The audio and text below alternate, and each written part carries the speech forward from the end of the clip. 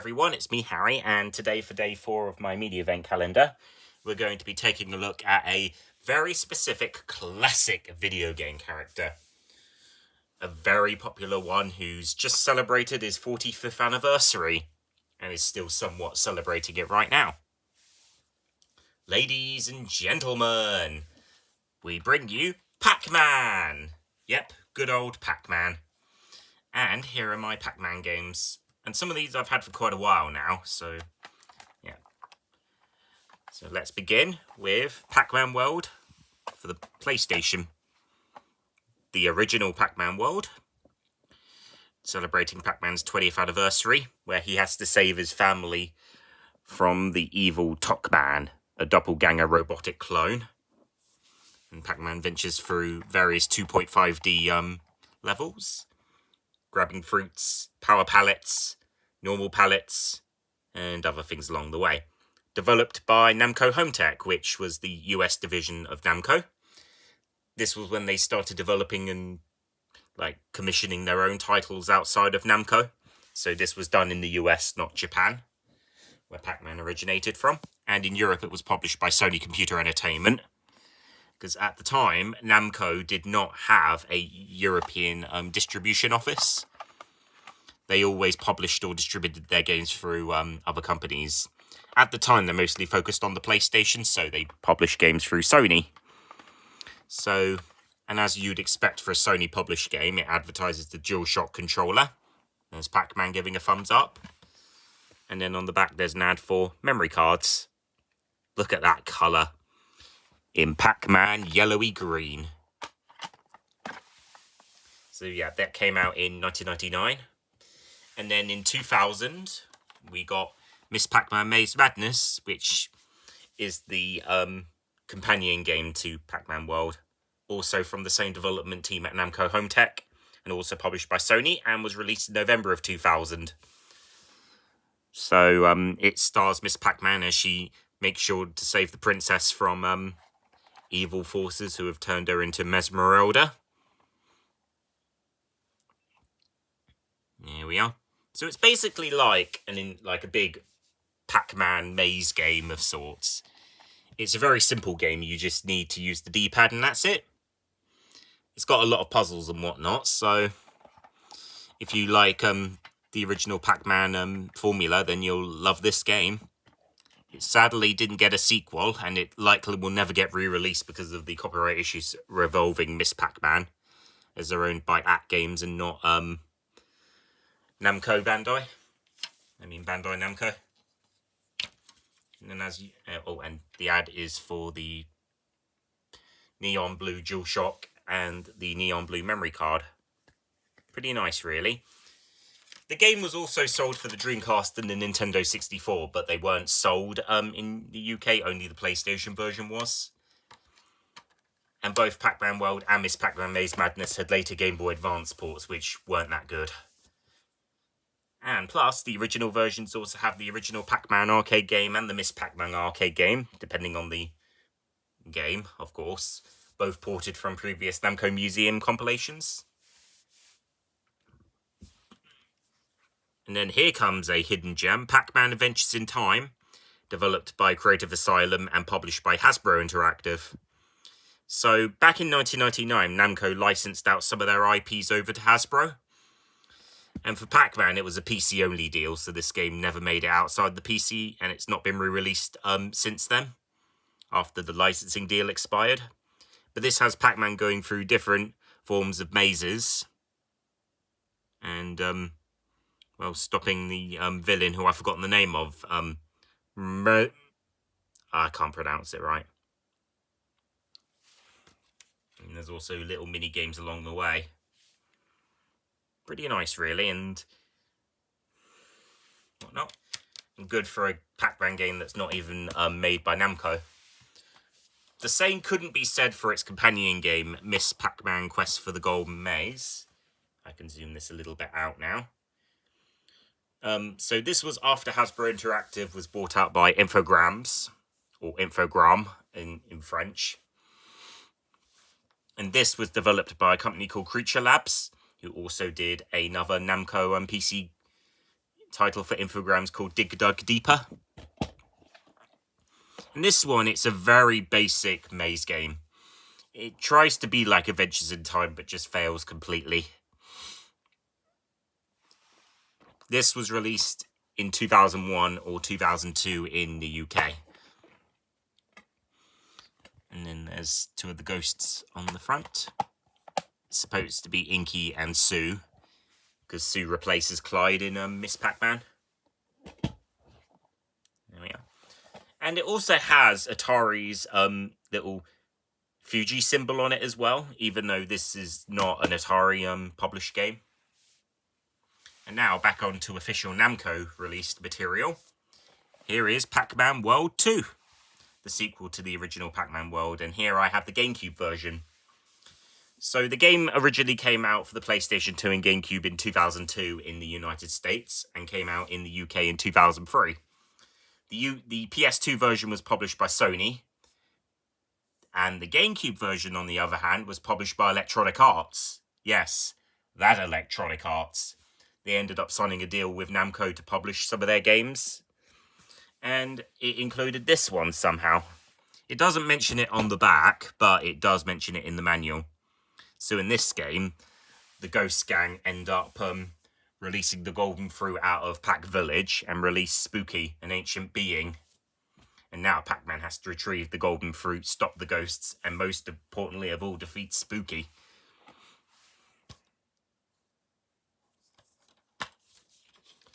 Here's the disc and the manual. The game was also available for the original Xbox, but that version didn't come out in Europe. And also for the PC by Light and Shadow Production. And there was also a Game Boy Advance port, but it's equally as bad as the Pac-Man World and Miss Pac-Man Maze Madness ports. Yep, it does say EA in here. So, yep, I'm right about that. Yep, EA Europe.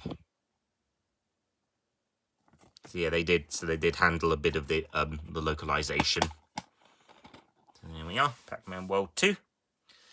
I'd say it's my favourite in the series. Well, in the Pac-Man World trilogy. And then here's Pac-Man World 3, which is a different game in its own kind of thing. So in this one, Pac-Man has to save the world from a new villain named Irwin. And his old buddy, Orson, the ghost, helps him along the way. So, yeah. The release date of this game is pretty interesting because it was developed around the time when Namco was merging with Bandai to form Namco Bandai Games. And this game was pretty much rushed. It was not developed by Namco Home Tech like with the previous entries. It was instead developed by Blitz Games, who've done other licensed video games before. And it's pretty obvious that it does feel like a licensed game more than anything. Pac-Man has a new punching ability, which wasn't seen in later titles. Maybe aside from the Pac-Man and the Ghostly Adventures duo, but yeah.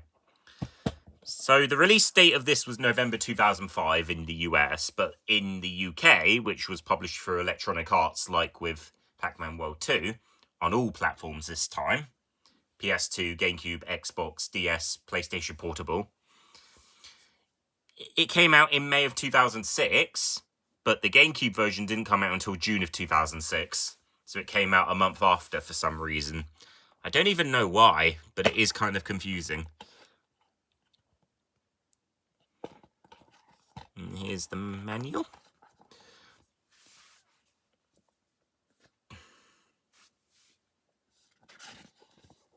So, yep. Once again, it does say EA on it.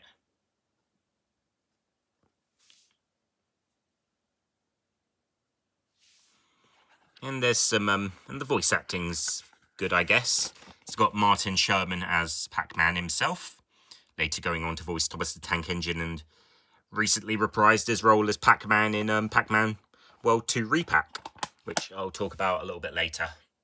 So yeah, while it's not what you'd expect from Pac-Man, it's still a decent game regardless. And if you can find it for a good price, I'd recommend it. Until it gets remastered, then I would recommend that.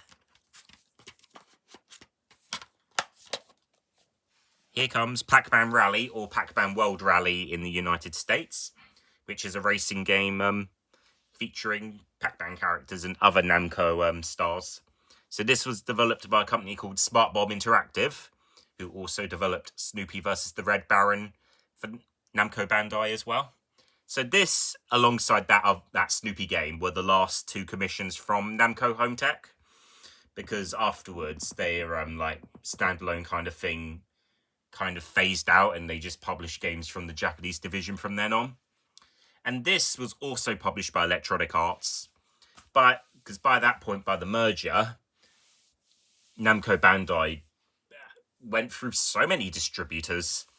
So these were just some of the last few done by EA. So they'd also gone through Atari, which they later ended up buying out the European assets of.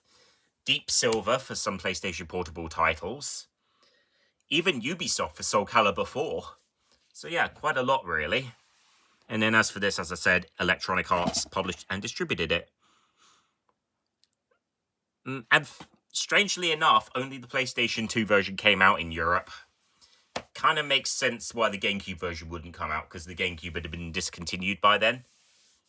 But strange that the PSP version, which has some more characters in it and some extra modes, wasn't even released in Europe.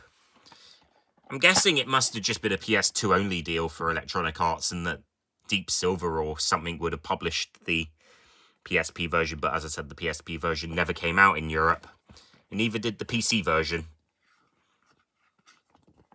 Ugh. So there we are. And then once again, yeah, it does say Electronic Arts on there.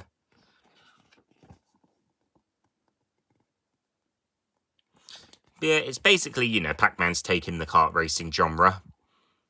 And as I said, with the front cover, you got Blinky, you got Pac-Man himself, and then you got Apuka from Dig Dug.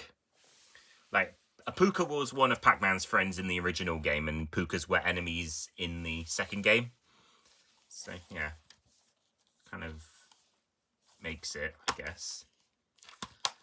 And now, here is the game that celebrated Pac-Man's 30th anniversary. Pac-Man Party for the Wii, released in 2010 by Namco Bandai Games. So this debuted a new look for Pac-Man and the Ghosts. And it was essentially a party game. And it also included some arcade modes as well. So this was distributed by Namco Bandai Partners, which was the rebranding of Atari's European assets. Haven't really played much of this game, but from what it's like, it's okay. It's got the original Pac-Man arcade game included. So, yeah, that's that. And there's the 30th anniversary logo.